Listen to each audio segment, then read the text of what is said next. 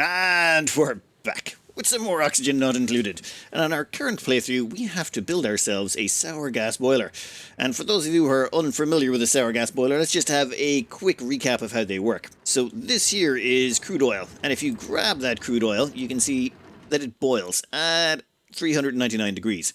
And if you take that crude oil and you boil it all the way up to that temperature, it turns directly into petroleum. So you're able to take that crude oil, turn it into petroleum, and it effectively doubles the amount of energy you can get out of it because you don't have to use any oil refinement or anything like that. You're just basically using heat. And then what we do is we use a series of counterflows to basically heat up the crude oil going in so we don't have to spend as much heat at the end. And then that petroleum gets counterflowed back so that the petroleum comes out nice and cold at the other side. Well, the petroleum starts at 406 degrees. By the time it's leaving, it's about 112. I think that's a good cool down process. However, sour gas boilers are a little bit more tricky. What happens with sour gas boilers is you take that petroleum and you keep heating it up. And you keep heating it up, and you keep heating it up, and there it is. It's 495 degrees there. And then you heat it up just a little scooch more, up to about 338.9 degrees, and that petroleum will turn into sour gas. Now, sour gas is useless. Nothing you can do with sour gas, it's just an annoying byproduct.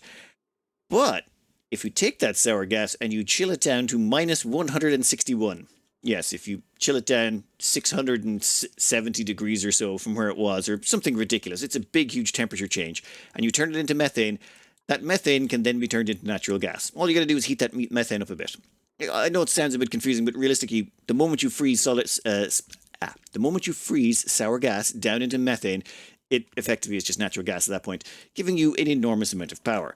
Unfortunately, it's, well, rather big, and there's a lot of heat transfer going on. Like, it's 516 degrees down over there, and then it's about minus 150 degrees over here. There's a lot of temperature changes you got to do, and it's very power intensive. However, there are some advantages to turning all of this power into natural gas, or all of this oil into natural gas. Turns out it also generates a lot of power. Like, a lot of power. For example here, if you check this overlay, I think one grid here is doing about 26.4 kilowatts, and the second grid is doing about 27.25. In other words, this generates so much power that you need to actually separate it out into two grids, because even the best wire you have can only go up to 50 kilowatts, and you'll be generating more than that. That's how much power you get out of these things. It's insane. And what we want to do is we want to make a giant sour gas boiler that can convert not 10 kilos. We want to do 10 kilos per second. We want to do 15. So this one is unfortunately a little bit too small for our needs, but it's a good sample size to start. I don't even think we're doing...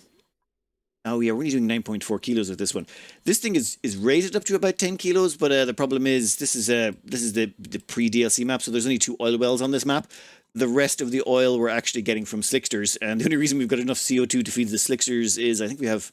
Yep, this is the one we've got the giant CO2 capture device up here to capture enough CO2 to feed the slicksters to generate us enough crude oil to run this at 9.4 kilos.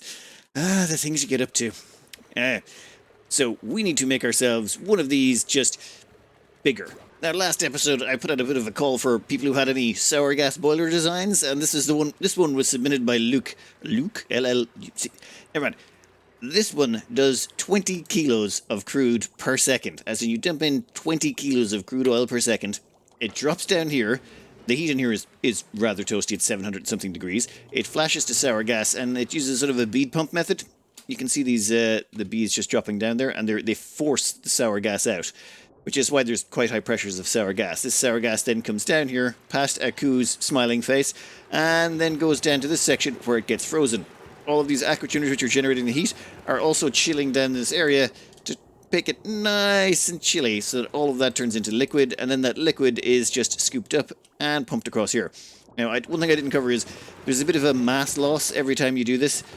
Some of the stuff comes out as sulfur, as in 1/3 of all of the gas gets turned into sulfur, 2/3 gets turned into methane, which you can then turn into natural gas. Just one of those side things, though the sulfur does have uses.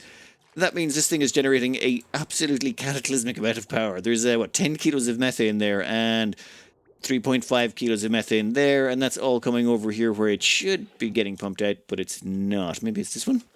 Okay, this one is fully active. There's a few designs on this map. Yeah, when you start designing things in debug mode, things get out of control real quick. But over here, yeah, same thing again, and you can see it just pumping the absolute oodles of natural gas, just dumping it right into space because, why not? However, one of the problems with this is, well, we want to generate all this natural gas to use as, well, power and water on other planets. And the amount of power we're going to have to dedicate to run one of these is kind of incredible. Let's see, how much power is this thing drawing? This is going to draw 16 kilowatts of power to run this. That's a lot of kilowatts. Alright, let me show you another couple. This one was sent in by Kevin, and on this one they have gone with the approach of using door compressions. So what's happening here is crude oil comes in from over here, ends up on top of this hot plate full of magma. The magma heat is getting drawn in to boil it up, turns into sour gas, and then it gets compressed in these doors via automation. And you can see these doors compressing. What they're doing is they're forcing all the gas along here until it gets to the very end where it gets chilled down. And then once it's trapped in there, the door closes and you see there's like 50 to 60 kilos of sour gas in there. And then it starts to get chilled down by all of this supercoolant over here. The only way you're building one of these is with a lot of supercoolant. There's no real ways around that. And that's another method of doing it, but this one's actually doing quite well, but it's very low power requirements, but that's namely because you're getting your power from magma. And we want to make our one sustainable, so I don't think this is one is going to work for our needs, unfortunately. This one I don't have the save game for, and I really don't think it meets our needs, but you know what? It looks pretty, so I thought I'd show it off. This one here, you can see there's actually crude oil flowing down here, where it ends up getting boiled down here somehow. I'm going to assume it's... Okay, so the magma looks to drop down here, hits the bottom here where it gets cooled because the diamond temperature shift plate thingy is sharing temperature all the way up to there. Once it turns into igneous rock, that gets sent and shuffled around here to, I assume, drain the heat out before eventually ending up down here to be finally drained of heat. Yeah, they probably all end up down there. But it's just sort of, a couple of stairs of petroleum boiling going on, and I'm not quite sure where the cooling is happening. Probably from here and here. Maybe that's what's generating the natural gas. You know what? Doesn't make a difference. Looks pretty. This here is a shoebox sour gas boiler. Does about 1 kilo of natural gas per second, and it seems to have been designed by Karnath. Now, this design here looks to be just about perfect for what we want, almost. You see, this little beauty here takes in about 1.5 kilos of oil. And that 1.5 kilos of oil, it sends through here, does some preheating, and it ends up getting down here, turned into sour gas. That sour gas counterflows back all the way down here to get chilled down by this. And then using the magic of teleportation, the actual liquid methane is teleported diagonally through here.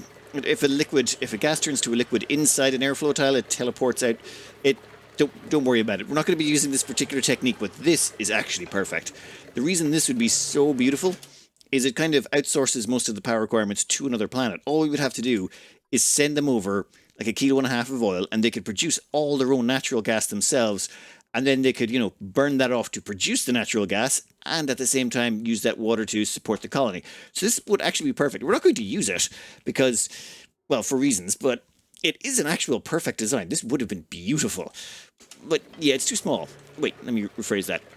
It's perfect for what we want to use it for, but it's not a big, stupid design, so we're not going to use it. I want something big and ridiculously over the top. It feels more appropriate.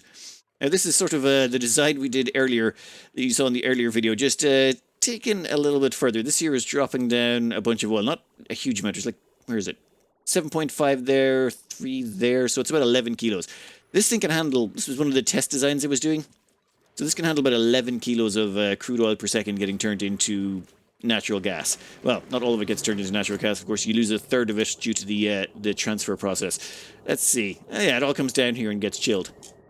So as you can see, boiling hot up here, the gas gets pushed up to the top, comes back down here, gets cooled, gets spit out this side, and then the methane comes up here and gets picked up by the gas pumps before getting, well, dumped into the vacuum of space. We're not actually burning it. We're running this whole thing on magical power boxes. See these little dev generators? Yeah, they provide us all the power we need. Of course, this is not good enough for us. You'll notice here, this is set to about 650 C, and leaving it at this temperature, generating this much heat, we can run it at this speed. If I try and go above this amount of crude oil, or if I try and jack up the crude oil by another 0.5 kilo or 1 kilo, this thing stops working. As in, the temperature in here starts to go down, and we need to throw in a 4th aquatuner to keep jacking up the efficiency on this. So, time to try out some new designs. Now, one idea I had was, what if, okay, this design is terrible, but what if we put, say, an aquatuner down here, and we use the bead trick where we flow down little blobs of water. And let's say, set this to 1 kilo. And then what would happen is the crude oil would flow down here, force the sour, hit the bottom, boil, and force the sour gas up. And then once the sour gas gets to the top, we could cool it down with our cooling loop up here. Worked out terribly. This was an absolute nightmare. It didn't work. It kind of worked a little bit at the start when we had it prepped, but once it gets going, the heat transfer is just terrible. It just didn't work out. But never one to let, something failing horribly stop me. We started making one down here. Very similar design, also failed horribly. I don't know what I was thinking. I thought we could boil the petroleum down here, turn it into sour gas. That sour gas would get forced up here, up to the top where it would get cooled down. Oh yeah, I broke this. This one's broken, never mind. And then it'd get cooled down and we could collect it up here somehow. And I would send the sulfur back down to get counterflow and have the sulfur down here, sort of a pre-chiller. This was horrible. This did not work at all, which led us to the next design. This one I just call the tall design. All it does is it drops in the crude oil up the top. The crude oil comes down here, and this is one of those little liquid bead pump things. You can see the little beads of petroleum falling down there, and as they do, they force the sour gas it gets turned into at the bottom up. So if we just check here, you can see the sour gas is at the top at 40 kilos of pressure. And if we even check the liquids going down, where is it? If we go to liquid overlays, you can see that crude oil is 320 already, 430, 499, 520, 535, 541, hits the bottom, flashes the gas, gets pushed all the way back up to the top. Nice way to force the gases up out of here.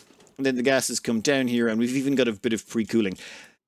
I changed my mind about how to design this when we got to this design. What I decided was, what if we just made solid methane instead of actually messing around with the liquids?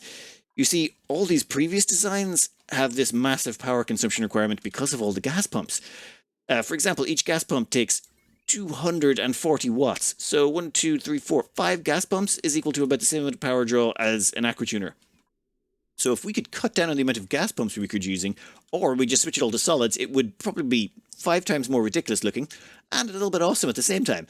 So I was kind of curious to test out if we could get that to work. So this system here doesn't even bother trying to turn it into liquid. We're just freezing it solid and dumping it at the side. So there's 12 tons of solid methane that we can fire at another planet. And this was more proof of concept, this tall design. So it wasn't really meant as a full-scale build. But what happens is the gas gets sent up here, and then because we're not using but all of these designs over here, we use a counterflow, where the natural gas, that's super chilled, and when we send it back up, we counterflow it so it's nice and warm by the time it exits. And that transfers some of its temperature over to the sour gas, cooling it down. And this means we need much less cooling. But this time, we've just got to brute force that cooling. So what I did here was we're sending up the sulfur, the dead sulfur that we don't actually use. We instead send that back up as a counterflow to try and, pre-chill the liquids a bit, or the gas coming down. Doesn't work so good. So we also stuck on some steam turbines. This one's actually working overtime because it's going above 200 degrees, but that's fine. We can fix that in the next version. But this is just sort of proof of concept, and it kind of works okay. This is set to, 5 kilos? So this is using this is processing 5 kilos of crude oil, meaning 3 of these would actually just work. In other words, just if we built 3 of these, we could process 15 kilos of crude oil, which is not so bad. And considering it only requires 2 aquatuners, that's actually that would be 6 aquatuners total, and we could process it all into solid methane. This is actually surprisingly efficient. Time to scale up a bit, though, I think. For tall design 2, we did something very similar, except we upgraded to 6 aquatuners at the bottom. I mean, if 2 aquatuners can do 5 kilos, 6 aquatuners should be able to do 15 kilos of crude, right? Well, yes and no. It could theoretically boil all of the necessary oil. The problem was to do with the cooling. You see, what we did was we started spreading the cooling down here. Instead of trying to manually get all the piping to go around to where we needed the cooling, we instead just ran one cooling loop through here, passively, and then we just had this cooling down some thermium plates. And that thermium plates we just suck the chill out of it and drag it up here. But this resulted in more problems. It turns out that one cooling loop couldn't bring enough chill with it. You see, this one's minus 245, but it comes out at minus 227. We can actually successfully cool down about still 5 kilos of crude to sour, or 5 kilos of sour gas per second, because that's sort of the max limit of the supercoolant, not an actual limitation of the aquatuners themselves, which is probably what we might have been what we're experiencing over here. However, we did do a few upgrades. We changed up here to have 2 steam turbines instead of 1, and yes, neither of these are actually working overtime. We're even getting a little bit of cooling down here, and how did liquid sulfur get in there? God damn, I think I remember how that happened. I actually had this conveyor rail going through here, and I moved it down a bit just to make things neater. But this works out pretty good. It just turns out we need to get the cooling from these aquatuners into the cooling plate a lot better. We're going to need to redesign the bottom of this and make it an awful lot more functional. Yeah, I'm going to need more space, or I'm going to have to start demolishing some of the other failed experiments. Oh, and if you're wondering what that pipe is, that's just supercoolant. I have a big thing of supercoolant over here, and instead of just making more, I tend to just extend the pipelines on. I am really incredibly lazy about that. I think we're going to rip out all of this. Yeah, we can rip out the older designs, and we'll do a tall Mark III. Something a little bit more cooling efficient. The Mark III takes a lot of its inspirations from the Mark II, as you would expect, though with the big change here is when it comes to the aquatuners. All we've done is we've stacked them on top of each other, and now we have them cooling just to the right of themselves to cool down this area to try and turn all of that sour gas into methane. And the thing is, that methane should turn into solids or liquids, drop straight down here, at which point this is basically a super cold plate with a little bit of supercoolant on top, which instantly turns it into methane, which we then suck out. This thing is currently functioning at about 7 kilos, and it is eating it all quite handily, so we're slowly going to keep wrapping this up. We've also got the steam turbines up here. They're working on a little cooling loop from down this section, though I'm beginning to think I may want to expand those out. Those are already, look, 750 watts on each one of those. I was thinking this, when we did the 5 kilo version of this, it basically maxed out one steam turbine. So I think we're going to need about 4 steam turbines here to actually eat the heat from this properly. So I think I might do a little bit of an expansion on our steam turbine setup up here just before we extend this any further. There we go. There's some extra steam turbines to help handle the load. And we even stuck in some conveyor rails. These ones are carrying refined carbon and these ones are carrying thermium. I just want to see the difference between using them. They're rotating around and dragging heat through the section. I'm not sure if they're any good, but might as well test them while we're here. One of the reasons you do all this testing is to catch problems like this. As you notice here, we set this to, we don't want this going above 750. We're trying to keep this room temperature controlled. And what's happening here is we're actually generating too much cooling, which is generating too much heat. As in, the sour gas, when it comes down here, these guys have to cool it all down to the required temperature. And they're active way more than they should be because the temperature in here is well above the 750 threshold we set. The reason for that is these things actually have little output sensor or liquid pipe thermosensors here so that they can detect the temperature of their supercoolant and cool it as necessary. So what we need is some way to bleed the heat out of here. Now what I was hoping we could do is just bleed the heat out of the sour gas and be done with it, and that would, cut down on the amount of cooling required, which would, was a way of getting rid of it, but it doesn't seem to work that way. We may have to just do some major modifications here. Oh, this is going to look real ugly, but that's what testing is for. Even if it looks ugly in the end, just proof of concept. That's all you need. Yeah, that ugly monstrosity there is basically bleeding the heat out of this section. I've just set it to be a pretty dumb system. If the temperature here goes above 770 C, the temperature gets sucked out via this door into the steam room and destroyed. This keeps this room from overheating.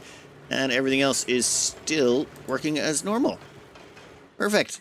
That means we can start jacking up the income. So let's go up to 4 kilos for now on each of those pipes. That puts us up to 8. Actually, let's go up to 9. I'm impatient.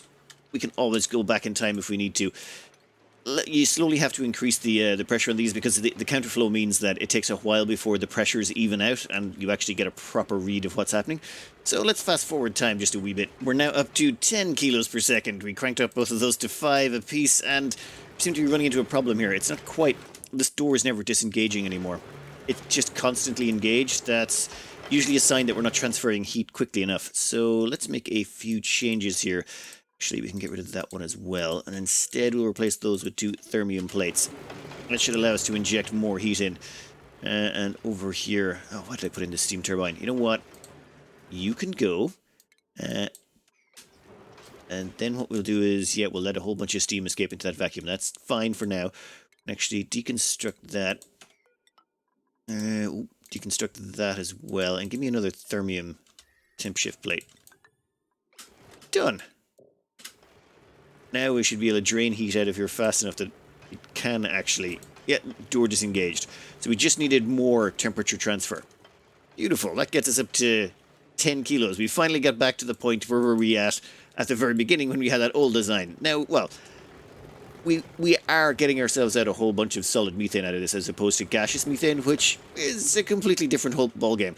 And actually down here... I don't think this is engaging quite so much anymore. Let's just keep scaling this up slowly but surely and see where we end up. We have just cranked up to 12 kilos per second by cranking these both up to 6. However, we've even ran into one of these other problems that you'll happen every so often when you're testing things, and you'll come over here and test, and if you hover over this, you'll see it's 6 kilos. Oh, there's a 4. 6, 6, 6, 4, 6, 6, 6, 4, 6, 6, 6, 6, 6, 4. Yep. What's happening is this pumps out 10 kilos per second. But because we're only accepting in 6 kilos per second, this sort of gets backed up in the line. You see, that can't pump another 10 kilos until the first 10 kilos go. So if we only accept 6 kilos, 4 kilos ends up behind it. So all we have to do is just give ourselves a little bit of a buffer here. This is annoying, but I know this looks ugly, but for testing purposes, this is what we're going to do. Done and done. And maybe mop up that resulting mess. I'll go down to the bottom of the map and take care of that later. Now what should happen is, even though this will back up a bit, we should get a constant stream of just 6 kilos per second. Yep, like you'll see the odd backup in the pipe here, yep. But it's got so much time to build up that you still end up with 10 kilos of crude oil behind it. All because you've got a little bit of flow control. Done. Now we just got to see if that runs for... What the hell happened there? Oh, yeah, that's where the crude oil dropped. Never mind. Problem solved. So, what we want to do now is just run this for a little bit at 12, and then, well, finally we want to max out at 15 kilos. We're aiming for 15 kilos per second. Then we want to see if this machine can handle that, and wow, that's actually getting pretty hot already. Maybe. Well, we'll slowly and surely keep cranking this up, but I think our Mark III might be a winner here. No, it's not. I've just noticed down here this temperature sensor. This would normally hover around 250. It's starting to slowly go down and down and down. We're not generating enough chill to keep up with it. That's the problem. So if you check here, this is slowly but surely going to warm up, which means we're going to tip over into failure point eventually at this speed. What are we at? 12 kilos per second?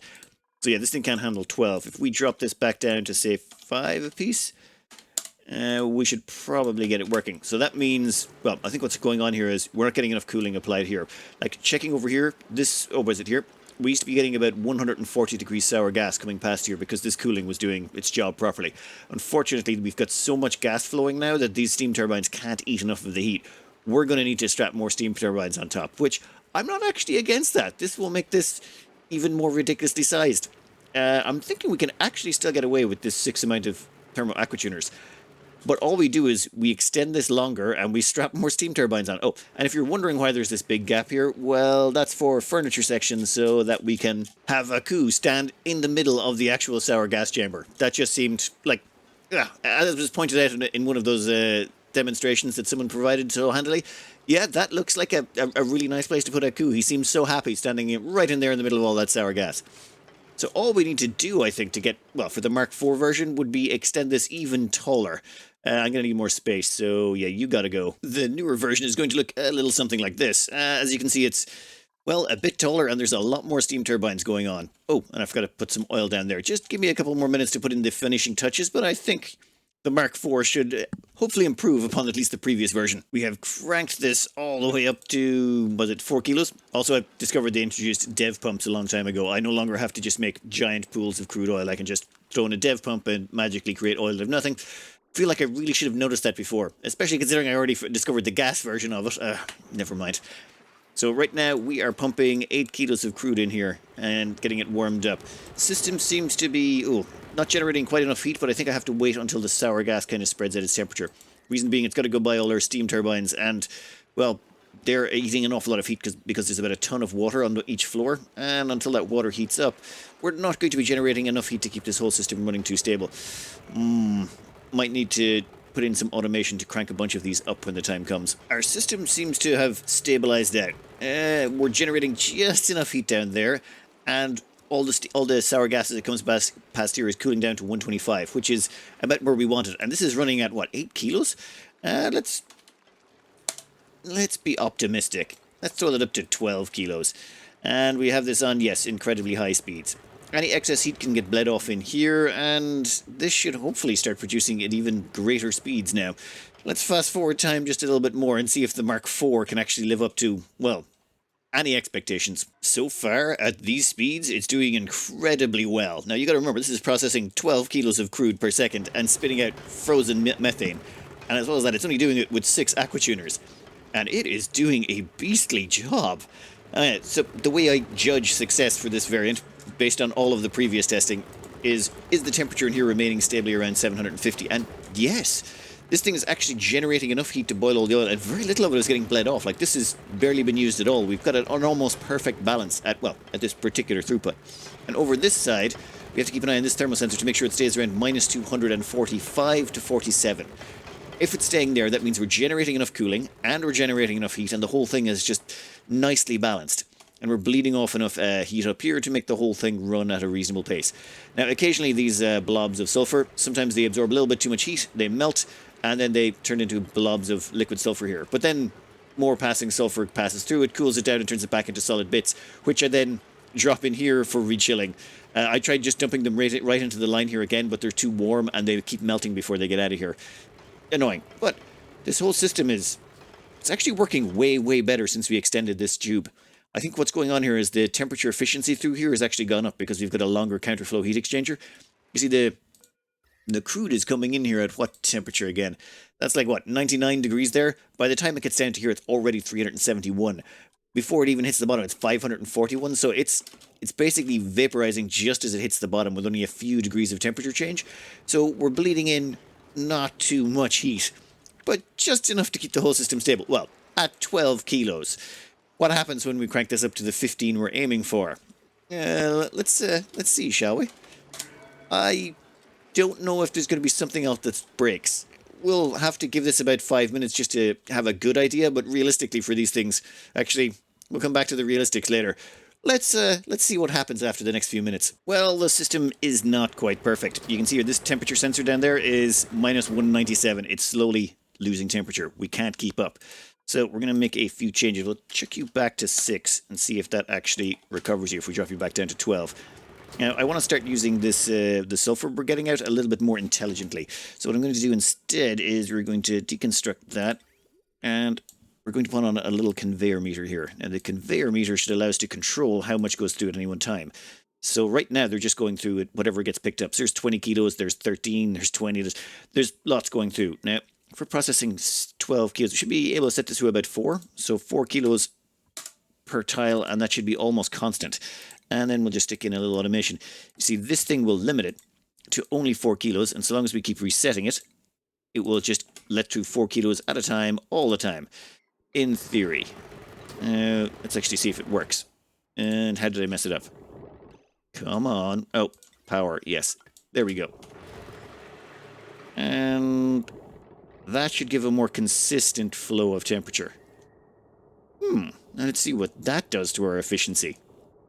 That should hopefully help a bit.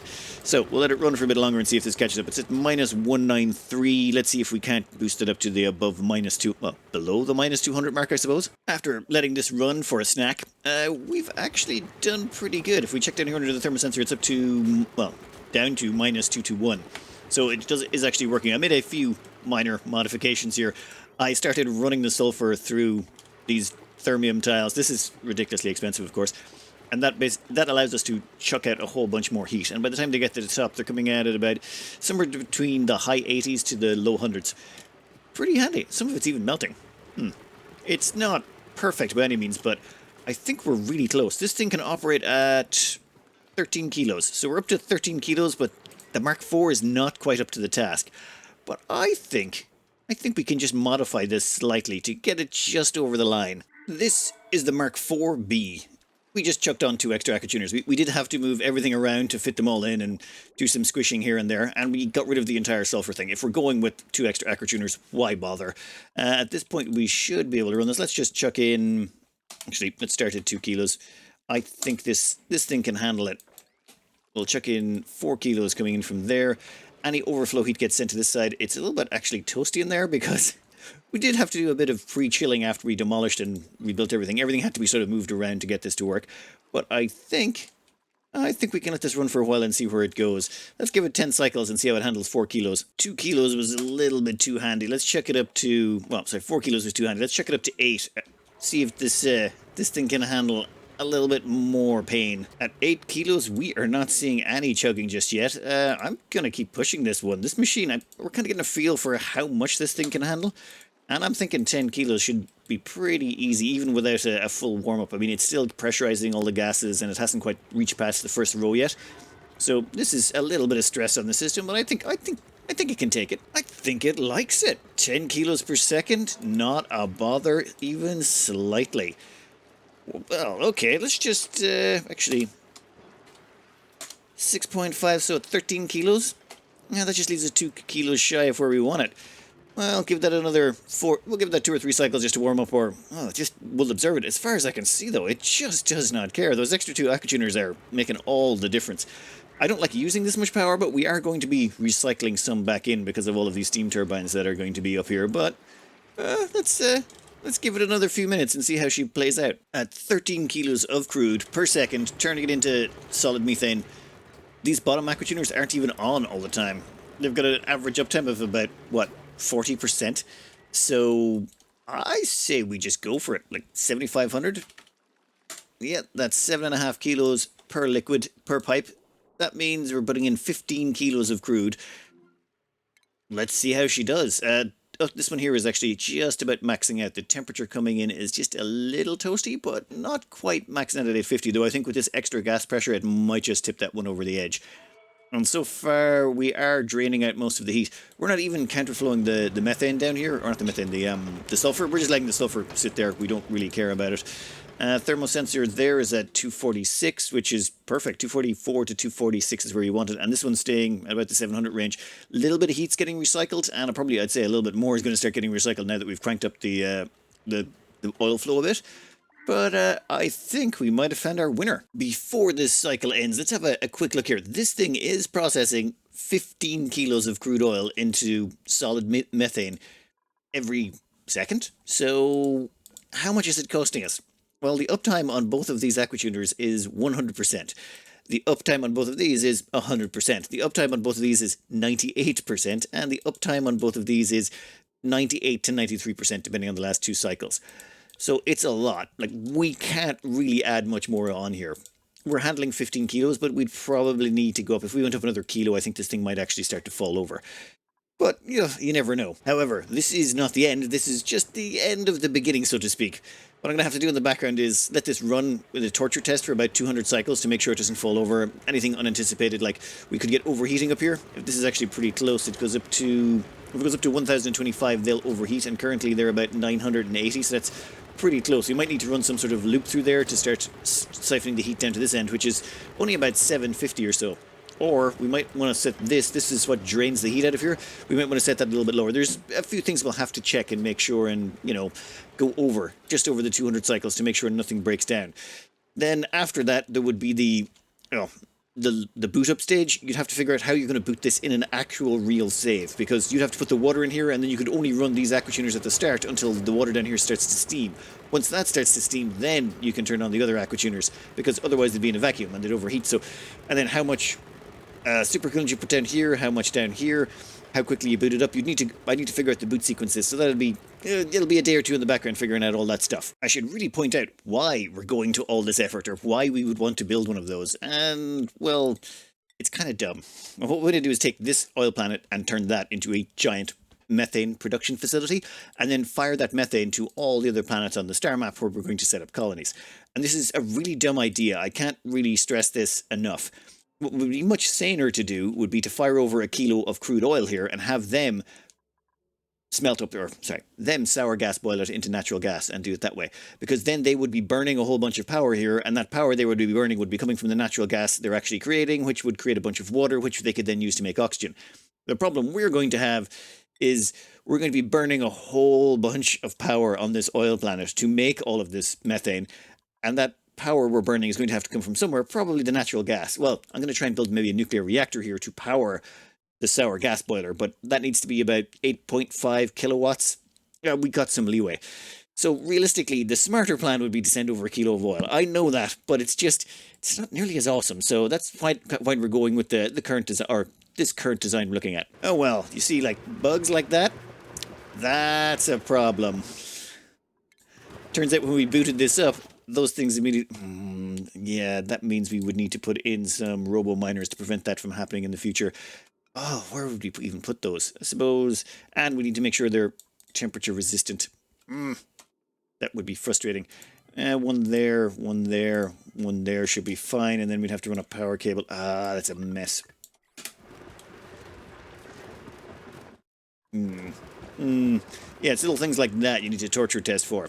But anyway, where was I? Ah, yes. Give me 1 minute while I figure out what the power consumption on this thing is. So, after a whole bunch of fiddling about and counting all of this up, turns out we're spending about 10 kilowatts of power. Between all of the aquatuners, we've got 8 of them here, a 9th over here, and a 10th over here. And we just sort of worked out the uptime on a lot of them. Yeah, we're looking at about, 11 kilowatts of power. However, if we add up all of the power being generated by all of the steam turbines that are around the place, it's about 9 kilowatts of power, meaning this whole thing is a negative 2 kilowatts of power, and it spits us out methane, or, about 10 kilos of methane per second at minus 191 degrees centigrade. That's actually a really good deal. I thought it was going to be worse. But, yeah. The next plan will be to, acquire all the resources necessary. We're going to need to build this on the oil planet. Though I suppose, if people think this is a silly idea and we should just go with the mini sour gas boilers, we can do mini sour gas boilers either. I'll leave it up to the comments to decide. But I think, in general, judging by the normal comments I get, I think most people are up for trying to build this stupid monstrosity.